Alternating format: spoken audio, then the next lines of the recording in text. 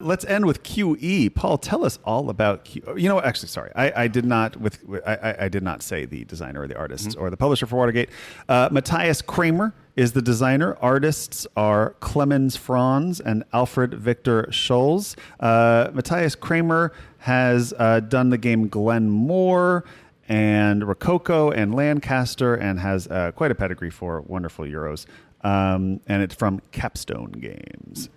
Why don't you describe this? I'm going to tee up QE. Yeah. QE is not a two-player game. This is a filler for 3 to 5 players. It does not play 2 players. That's not. Oh no. You must have a minimum of 3 players. Designed by Gavin Birnbaum. Artist is Gavin Birnbaum and Anka Gavril. Publisher is BoardGameTables.com and Cubico Games. You heard me correctly. BoardGameTables.com, the place that sells tables.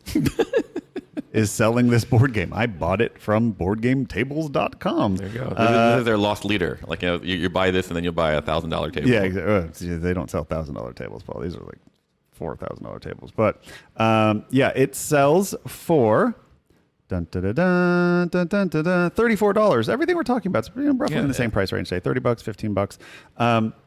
QE stands for quantitative easing.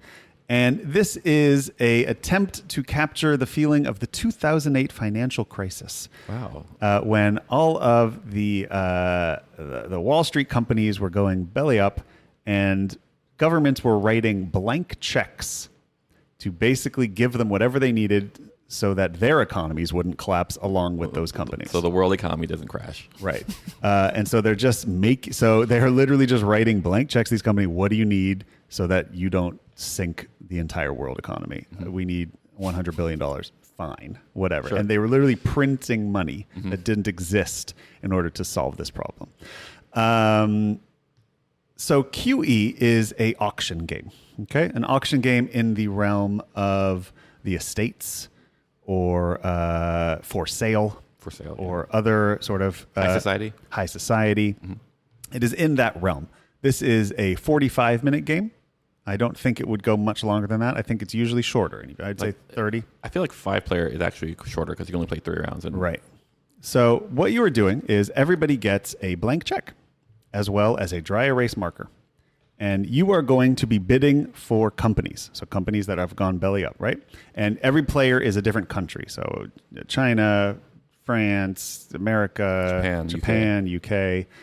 You take one of these companies and everybody has a little company board, a ledger, okay? And you are sort of roll and write style crossing off sets. So you're trying to get different types of companies, agriculture companies, governments, government, I don't know, different types of companies. They're all, housing, right, stuff basically like that. Colors, right? Yep. So and you're trying to get collections of those. So you want to own 3 agriculture companies or 3 industrial companies. Or diversity of. Or have a diversity of one of every type, things like that. So that's your main goal, right? And you get victory points for that. But in order to win these things when they come up, there's one person who's the auction master. And they flip over the top stack of companies. They reveal one, and the companies range from 1 to 4 points, I believe. Depending on what you're playing, yeah. Right. So that's also the victory points at the end. So here's a 4-point Chinese agriculture company up for sale, guys. Auction master then publicly writes down a number that is not a starting bid, but an initial bid. A par. Well, because you can go below it or above it. Sure. You just can't replicate it. So that person writes down a number. And you can come up with any number you can think of. You could write down 1 trillion, gazillion, billion, Between 0 and infinity. Between 0 and infinity. Well, the auction master cannot write down 0, actually. So Yep. they write any positive whole number, right? You can't write down fractions. So you can't do 1 and 2.97, blah, blah, blah, blah. You can't write down pi.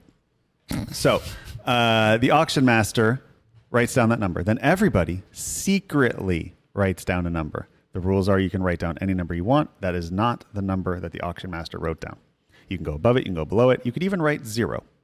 Then you secretly give all of your checks to the auction master. They secretly look at all of them without ever revealing the amount written down, and they announce who won the bid. They don't announce how much they paid. They don't announce anything. They then take the company they won, and they write the winning bid on the back of it, hand that to the winner. That stays secret as well. So the bids are completely secret outside of the auction master. At the end of the game, whoever bid the most is eliminated from winning. Uh-oh. That's the rub. That's the rub. If you bid the most, if you bid infinity -1. yeah, if you bid the most, you are eliminated from potential victory. Everybody else then gets to score their victory points depending on the sets they collected. There are 7 victory points also for the person who bid the least. So that's a nice little bonus as well. So this is a game of, I described this, I think, at one point as Avalon meets the Estates. Yeah, I think that's a fair way of describing it. This is a game of that is completely contingent upon your group's meta. And I will turn it over to Paul to discuss said meta. I don't know if I will describe the idea that you can bid anything is part of the game. But what I really like about this game is that really what it is a matter of determining what your people are going to do. Like, you're trying to bid against the other players, as in other games. But what's great about this is it reminds me of Avalon in the sense that there is actually, I believe, a correct way of playing. Just like in Avalon, like, everyone should be playing true blue, like a normal blue person without information. I feel like there is actually a base bid that you should do. And so for example, let me just explain one thing. So if you are the auction master and you write $10,000 down as the first bid of the first thing, you have automatically lost the game. Or you could have, you could be playing with someone who doesn't know how to play a game and goes like, well, I'm going to bid $20,000. Right. But basically, but if you bid $100,000 or something and everybody else is bidding below 100 for the rest of the game, you're not in the game. Yeah. And so I just did this thought experiment where, okay, like I bid $1,000. Well, everyone can the other people can go like, well, if we just collectively decide that we're going to collectively all of what we achieve is less than 1,000, we'll never be the person who gets kicked out. Yeah. And then that person automatically loses. So then you repeat that. It goes, well, what if I do it with $100? And you could still do that. Everyone could just go like, oh, I can play a game under $100. Like Jesse tried this, and he tried it with $69. Lost. Wow. And so then like we go all the way out to the end. Like, if you bid $1, are you safe? And he goes, yeah.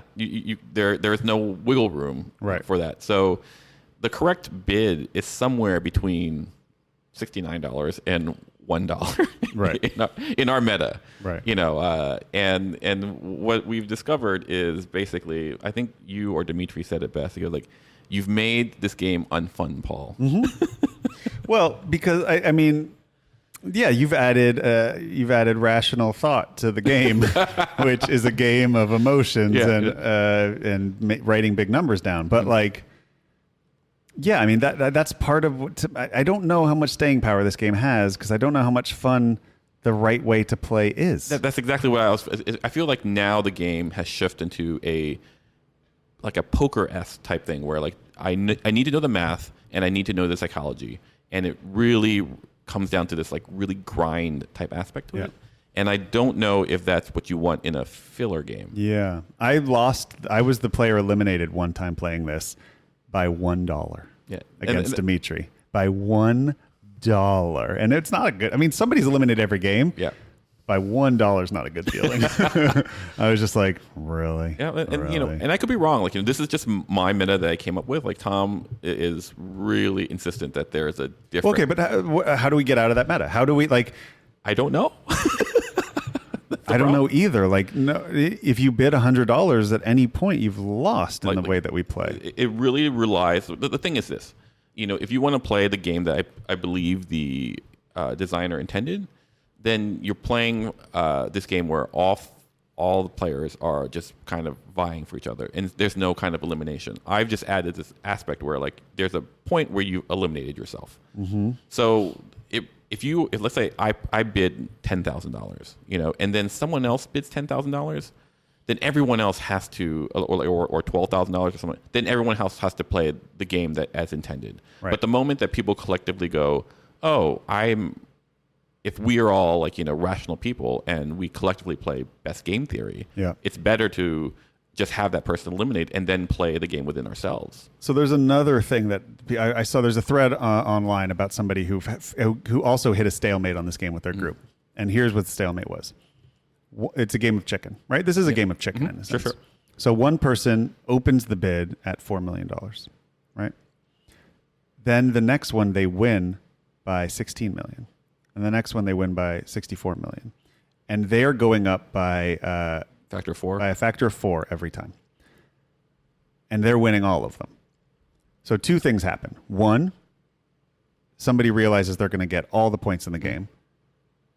And so somebody then foolishly figures out the number because somebody peeks at it. Right. Yep. It's predictable, and they beat it, and now they've lost, and that person has won, is undefeatable, right? The other outcome is everybody recognizes this is what this person's doing, and they all bid 0 or 1 or whatever for the rest of the game, and then that person loses, and everybody shares a 4-person cooperative victory. That's not fun. Yeah, no. There's no game. That's actually not a game. There's no game there. Sure. That's just one person writing down silly numbers and the other people watching their phones. And this is and you know, as the game breaker. Yeah, I'm surprised you didn't try that. Well, look, I don't need to. Like, you know, I've already broke it this way. I've already made it unfun. Yeah, that there's a ceiling of $50 and whoever does the math perfectly. Yeah, I don't know. I also don't know what the version of the game. Like now it's like seeing something you can't unsee. That's right. This is one of those. I things. would never like. I couldn't imagine. I don't even know what the game is like. When I first heard the game, I was like, "Oh, this is so fun. We're going to be writing down crazy numbers and fighting." But now, like, oh, you also said like, or Paul will break it. Yeah, but I also just feel like if I wrote down $10,000, I just lost the game, and now I'm just looking at my phone for the rest of the game, and nobody knows that. So there is one fun thing, like one time per game, only if you're playing in the 5-player game, I think 4 or 5-player game. Just 5. No, just 5-player game. You can peek at the winning bid of the last bid, so you can get some information, and you can do that once per game. You cross it off on your board. But yeah, I don't like. Like the thing is, like I don't know if there's another meta. I haven't figured it out. Yeah. I feel like in our group, you need something to combat the meta I've put into the group. Yeah. You know, like Tom thinks he can. I go play one more game with everyone with the meta. You will change your mind. Yeah. So I don't know. I don't know. It's still very early though. We've played this. Maybe we just have to try it again, being silly. But then I don't know. Yeah, I mean, like I feel like someone's going to figure it out. Like, well, they'll go, oh, this is how you play, and I go, oh, okay, I see it. I feel like, yeah. I want to enjoy this game more, but I also just feel has like everything I like. You know, I know, it has Avalon. It has the estates. It has these things that should would work together. Yeah, peanut butter and chocolate. But somehow there's like a little smear of poo in there. Poo smear, very good.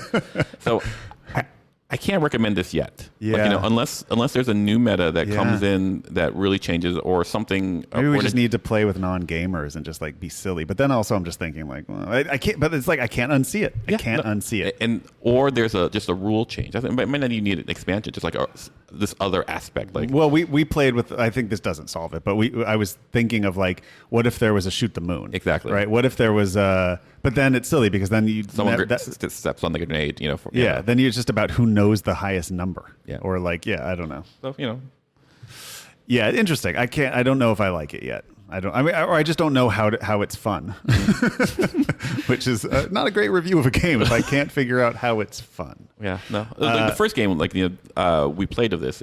I think we played it the way that it was intended, but that was because Dimitri did $100,000 bid. Yeah, and then no one knew except for and then it played out a certain way that you would expect. But after that, I mean, there's a fun thing of like somebody wins the bid and you're like, well, what did they bid? And then the next time you bid a lot and they still win and you're like, what the hell are we doing here? That's and then it's right. like, I'll bid 50,000, and then you win it and you're like, oh, did I just lose? Exactly. Like that's the fun part of the game. But then if Paul's in the game, he's just going, you did lose. No. And now you look at your phone for 40 minutes. No, what I have to do is I have to convert other people in the game. The problem with my meta is like everyone has to be thinking like I do. Like if 2 people think like the way the game is designed, I lose. Maybe that's how we break it. But then you're risking that someone else, one of those 2 people is guaranteed to lose the game. Yeah. Well, actually, But you're also guaranteed to lose too. exactly. So it comes down to who's going to be the person to. Right. So as long as two people are not playing your game, you will not win, but one of those people is guaranteed to lose. The problem is someone has to bid big first, and then someone decides, do I play against that person Right. or do I? Well, that's interesting. Well, so then it really becomes a game of chicken between two people.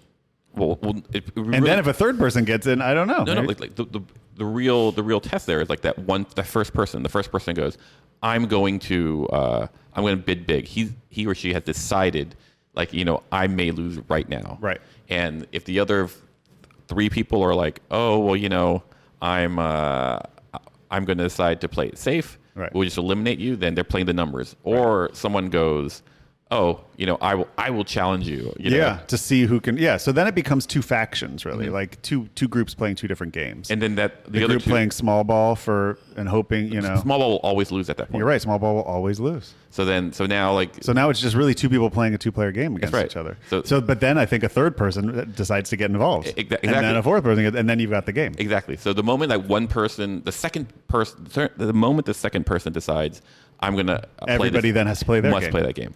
The only problem is who's going to risk that. If one person, then maybe that's the answer, is that Someone has to be willing to risk the first one because someone has to say, Yeah. I'm willing to immediate lose right now. yeah, right. That's the thing. It's like if you bid 10,000 on your first one, I instantly lose. But then Unless someone goes like, oh. unless somebody else goes, let's have fun, and then everybody has to have fun.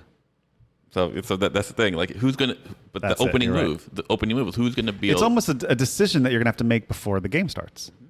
That absolutely. we are not going to play Paul, the Paul game. And if somebody makes a big bid, somebody else has to get into the deep end. It is the culture. Like, this is, I mean, the game could work. It's just one of those things. It's definitely a more interesting game when that happens, I think, because then it really becomes a game of a game of chicken. Yeah. And then so that's really it. It's just a second person has to decide that they're not going to now make it a 4-player game. Exactly. Like, and what I think is interesting is like, now this is what Maybe we solved it. maybe But we only solved it if someone makes a real big choice. right. Somebody makes a big. No, two people have to make. One person has to make the risk, Yeah. and then the other person has to reward the risk. Exactly. The way I would say it is this. I would say Avalon, its game is in the meta. And so like I think there are a lot of people who've played Avalon and go like, oh, I get it, and then they stop playing. And I think what they do is they stop early. And I wonder if QE is that way. Like, if like I've posed a meta, and I hope that like what we do is we adjust for it. Yeah. Like, I hope I don't want to solve the game. Yeah. I want it to be something that we're really playing, and maybe this is it. I don't know. Maybe that's it. We'll give it a try again. If you've played QE or try it out, let us know. Join us our Facebook group and talk to us about your strategies and how you're making it fun. Because I want to like it. It's like on paper, it's like a perfect game. Yeah. But Paul broke it.